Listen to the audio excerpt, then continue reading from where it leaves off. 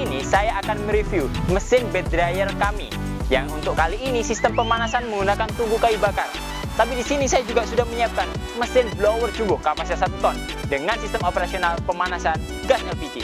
Sebelum nanti saya melanjutkan video ini, jangan lupa di like dan subscribe YouTube channel kami, komen, serta share supaya menambah wawasan pemirsa lainnya.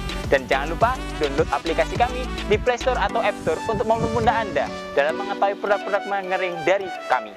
Dan jangan lupa nanti kunjungi marketplace kami untuk melakukan pemesanan secara online. Oke, untuk kali ini saya akan mereview mesin bed dryer dengan sistem pemanasan biomas atau kayu bakar maupun skam. Dan nantinya dari mesin ini juga sistem operasionalnya sudah kita akan kombinasikan juga dengan sistem pemanasan dengan gas juga.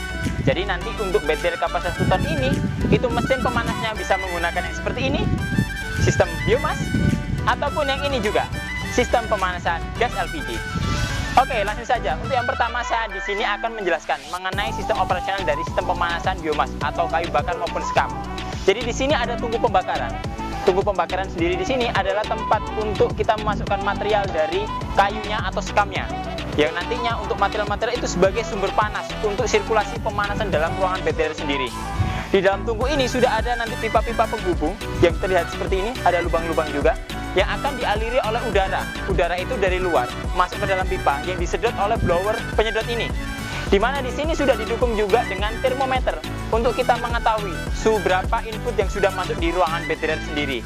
Dan untuk operasional sendiri sangat mudah. Setelah nanti kita pastikan sistem pembakaran sudah berjalan dan tungkunya sudah panas, otomatis tinggal kita nyalakan aja sistem operasionalnya. Langkah yang pertama langsung aja kita nanti siapkan juga untuk arus listriknya. Jadi kita tinggal colokan aja arus listriknya. Jika kita colokan arus listrik, di sini sudah ada tombol saklar. Tombol saklar ini berfungsi untuk sebagai penggerak blowernya. Jadi tinggal kita nyalakan aja. Secara otomatis sistem penghisapan dari blower ini sudah mulai jalan. Jadi udara yang dari sini akan masuk, dibakar di dalam sini. Udara panas akan disuplai kepada ruangan bed dryer sendiri. Untuk bed dryer kapasitas 1 ton ini, itu kami ada beberapa ukuran juga selain kapasitas 1 ton. Jadi mulai dari 500 kilo, 1 ton, 2 ton, 3 ton, 4 ton, 5 ton, sampai 10 ton pun kami ada bed dryer kapasitas tersebut. Dan nantinya untuk produk-produk lain kami juga memilikinya. Jadi di antara ada bed dryer seperti ini, ada rotary dryer, dan ada juga vertical dryer. Jadi sangat tepat pemilihan untuk proses pengeringan industri Anda. Oke, saat nanti operasional sedang berjalan, jadi kita di sini cukup memantau dari durabilitas untuk sistem pemanasannya saja. Jadi apabila nanti apinya sudah mulai mengecil atau baranya sudah tinggal sedikit, tinggal kita suplai aja, kita masukkan kayu-kayu yang di sini itu sebagai bahan bakarnya. Yang dimana bahan bakar ini sangat ekonomis juga, karena kita sudah tidak perlu membeli gas. Kita tidak harus membayar listrik lagi, cukup dengan menggunakan kayu bakar ataupun skam ataupun material bakaran yang lainnya, itu bisa memanaskan dan bisa digunakan sebagai sumber suplai panasnya juga. Setelah nanti kita masukkan juga secukupnya, otomatis nanti dari sistem regulasinya supaya panasnya tetap bisa maksimal, jangan lupa ditutup juga untuk pintunya di sini. Jadi tinggal kita dorong seperti ini aja, secara otomatis sistem pemanasannya akan berjalan. Oke, di sini kami seringkali ada beberapa pertanyaan mengenai sistem pemanasan dari bed dryer atau sistem pemanasan kayu bakar maupun skam ini. Jadi banyak orang itu menanyakan, Pak, Mbak, Bu, Mas, gimana nih dengan sistem pemanasannya? Apakah nanti steril? Asapnya kemana? Abu jelaganya kemana? Kayak gitu. Jadi di sini saya akan khusus menjawab pertanyaan pertama itu. Jadi yang pertama, apabila nanti ditanyakan mengenai asap, jadi asap itu berada di dalam ruang pembakar ini saja. Dan nanti dibuang melalui pipa untuk pembuangan ini. Dan khusus untuk mesin ini, untuk pipa pembuangannya juga custom. Jadi konsumen kami kali ini, dia itu menyiapkan untuk pipanya itu custom supaya panjangnya itu bisa sampai 9 meter. Kenapa dibuat demikian? Karena nanti disesuaikan dengan lokasi yang ada di sana. Supaya nanti dari asapnya tidak mengganggu dari masyarakat sekitarnya. Dan nantinya pipa ini yang terpasang, itu masih kapasitasnya cuma 4,5 meter saja.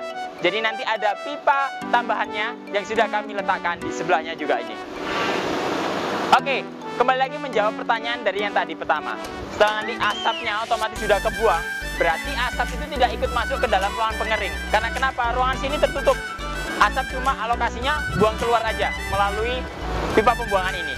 Dan nantinya otomatis udara panas dalam sistem sirkulasinya bisa maksimal juga untuk mengeringkan material dari bed dryernya sendiri. Udara masuk melalui tempat ini. Di sini terlihat udaranya masuk. Jadi saat saya tempatkan sebuah kertas tipis seperti ini, udaranya masuk. Udara ini adalah udara bersih dari luar.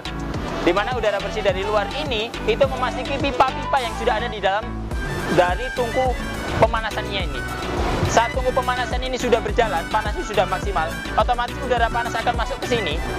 Di dalam pipa ini, udara panasnya akan ikut panas yang dialirkan oleh blower ke sini. Di mana sistem pemanasan ini disebut dengan sistem pemanasan indirect atau pemanasan tidak langsung.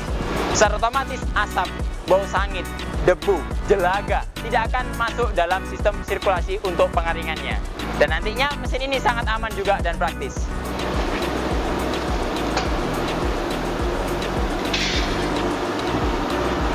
Seperti ini.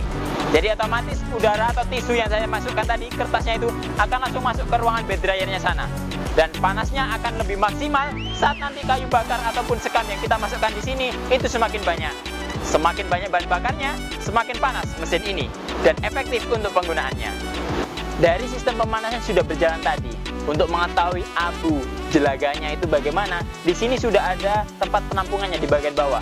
Jadi nanti cukup kita tarik seperti ini, kita akan mengetahui salah satu contoh material yang ada di dalamnya yang sudah menjadi abu. Dan nantinya untuk sistem pembakarannya pun otomatis bisa dimaksimalkan dari sini. Apabila abu nanti sudah cukup penuh, kayak gitu, tinggal kita tarik, kita bersihkan, dan kita masukkan lagi. Baru kita suplai lagi untuk kayu pembakarnya, supaya baranya yang di dalam itu bisa stabil dan maksimal juga. Dan saat nanti sudah cukup, kita tinggal dorong aja untuk memaksimalkan dari proses pengeringannya. Oke, di sini terlihat juga di bagian atas untuk asapnya mengepul keluar ke buang. Jadi dari tungku yang sudah disiapkan tadi untuk penyambungnya, itu nanti bisa disesuaikan juga. Jadi tinggal disambung aja, panjangnya totalnya 9 meter. Dan itu nanti pastinya akan sangat tinggi. Dimana saat tinggi itu nanti di sini sudah disediakan juga untuk bracket dari sistem selingnya, supaya nanti menstabilkan, supaya nanti cerobong ini pun tidak jatuh. Jadi di sana sudah disediakan juga. Oke, jadi setelah saya menjelaskan mengenai sistem pemanasan menggunakan biomas atau yang nantinya itu bisa menggunakan kayu, sekam, serabut kelapa, batoknya, dan lain-lain juga. Sekarang saya akan menjelaskan sistem pemanasan yang sangat efektif, mudah, efisien, dan otomatis juga. Menggunakan sistem pemanasan gas. Di sini sudah ada mesin blower jumbo kami yang sistem operasionalnya itu kapasitasnya untuk 1 ton dengan regulasi pemanasan menggunakan gas. Jadi cukup nanti kita siapkan tabung gas, kita siapkan arus listrik, sistem operasional mesin bisa berjalan. Untuk sistem operasional dari mesin ini sendiri itu sudah sangat otomatis, di mana dari mesin ini sudah memiliki komponen-komponen panel otomatis juga. Meliputi dari di sini ada tombol power sebagai untuk mematikan maupun menghidupkan dari mesinnya. Yang kedua, di sini ada timer.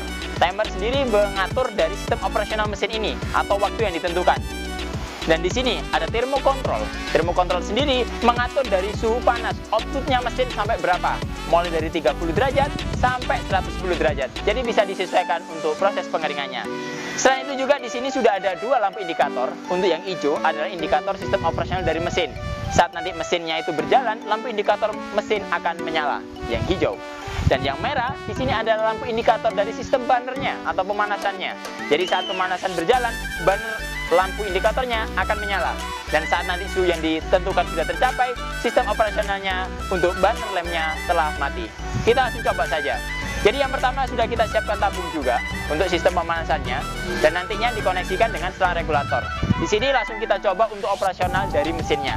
Sebelum itu saya ingin menjelaskan juga ukuran mesin ini. Ukuran mesin ini sendiri itu untuk lebar dan panjangnya itu sama-sama 65 cm. Kayak gitu. Jadi untuk lebar di sini 65 cm, tingginya 65 cm, dan untuk panjang ke belakangnya adalah 110 cm.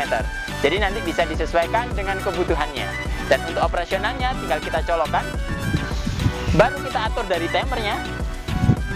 Setelah itu kita atur dari tempo kontrol suhunya. Baru kita nyalakan sakernya. Secara otomatis sistem operasional dari mesin ini akan berjalan. Dan nantinya apabila dari suhunya belum kita tentukan, secara otomatis lampu indikator hijau saja yang menyala. Lampu indikator merah akan mati karena sistem pemanasan tidak dijalankan. Dan saat nanti kita tentukan untuk sistem pemanasannya, secara otomatis lampu indikator merah pun akan menyala untuk mendapatkan sistem operasi pemanasan yang maksimal. Oke, untuk mesin pemanas tipe otomatis ini menggunakan gas, kami pun ada kapasitasnya yang macam-macam. Mulai dari kapasitas yang paling kecil sendiri untuk ruangan 2x3, itu ada kapasitas kurang lebih kisaran 150 sampai 200 kilo. Terus ada juga untuk yang kapasitas 500 kilo, adiknya yang ini. Terus ada yang ini kapasitas 1 ton, ada lagi kapasitas 2 ton, 3 ton, 4 ton, 5 ton, dan nantinya sampai 10 ton. Jadi untuk pemesanan nanti bisa disesuaikan dengan kebutuhan Anda. Langsung lanjut aja kita ke bed dryernya. Oke, untuk bed dryer sendiri di sini, ini untuk ukuran kapasitas 1 ton, itu ukuran dimensinya adalah 2,40 meter kali 2,40 meter. Dengan tinggi bed dryernya di sini adalah 120. Dari ukuran tinggi 120 itu nanti pun dibagi atas 2 ruang. Jadi ruang pertama di sini ruang untuk tumpukan material. Dan di bagian bawah ini ruangan untuk pemanasan. Jadi saat nanti kita ingin memasukkan material, berapa kapasitas material yang kita masukkan, kurang lebih ruangannya segini. Jadi 70 cm ke bawah itu material untuk sistem operasional pemanasannya. Jadi nanti ruang untuk material pemanasannya. Jadi udara panas masuknya di ruang bawah. Kurang lebih ruangannya kisaran 70 cm. Terus di bagian atasnya di sini ada ruang tingginya 50 cm untuk kita masukkan materialnya.